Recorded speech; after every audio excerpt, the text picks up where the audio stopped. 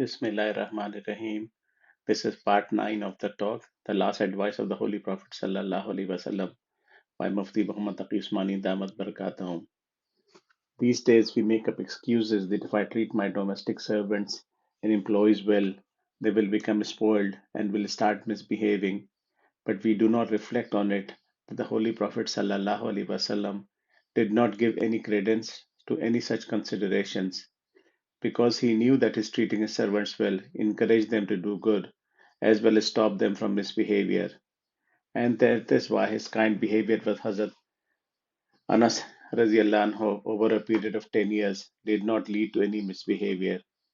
This is the type of good behavior towards one's employees and subordinates that Allah Ta'ala the Holy Prophet Sallallahu Alaihi Wasallam himself practiced, as well as taught the Sahaba to practice. Once the Holy Prophet Sallallahu Alaihi Wasallam was going somewhere. On the way, he saw Hazrat Abu Zar Ghaffari radiallahu anhu scolding his slave. That slave was Habshi, that is of African origin. So he was saying to him, O Habshi, are you doing this? When the Holy Prophet ﷺ heard these words, he said, O Abu Zar, it seems like you still have some habits from the day of Jahiliyah. That is why Jahiliyah means ignorance. That is why you are addressing your slave as O Habshi. Hazrat Abu Bakr Ghaffari radiallahu anhu started crying upon hearing these words, and even later he used to remember again and again that the Holy Prophet sallallahu alaihi wasallam had said this about me. Once Hazrat Siddiq Akbar radiallahu anhu was scolding his slave and saying some curse words to him. When the Holy Prophet sallallahu alaihi wasallam heard this, he said, "You are a Siddiq and you also curse? By the God of Kaaba, both of these traits cannot be combined together." What he meant was that a person cannot be a Siddiq and also be cursing other people. If a person is a Siddiq, he cannot curse other people, and the person who curses other people cannot be a Siddiq.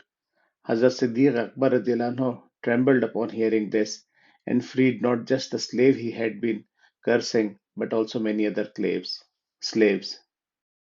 These days, we have become very neglectful about how we treat our servants, subordinates, and hired help. We say abusive words to them, tell them off in a belittling and insulting manner, disrespect them, and say hurtful things to them whenever we feel like it. This is all prohibited in Sharia. If you have a subordinate, a domestic servant, or hired help, treat him like your brother. Remember that they are human beings too, just like you. They also have a beating heart.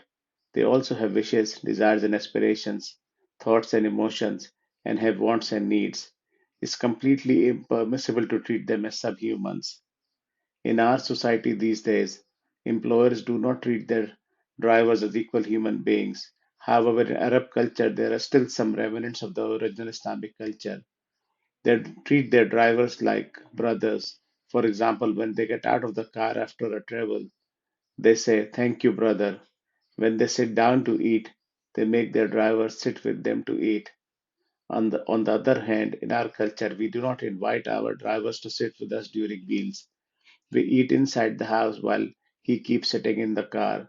We don't even care whether they have eaten or not. We have inherited all these habits from non-Islamic cultures. The Sunnah of the Holy Prophet sallallahu alaihi wasallam is what has been described in this hadith. May Allah Ta'ala help us understand it and follow it. Ameen. Wa akhiru da'wana anil hamdulillahi rabbil alameen.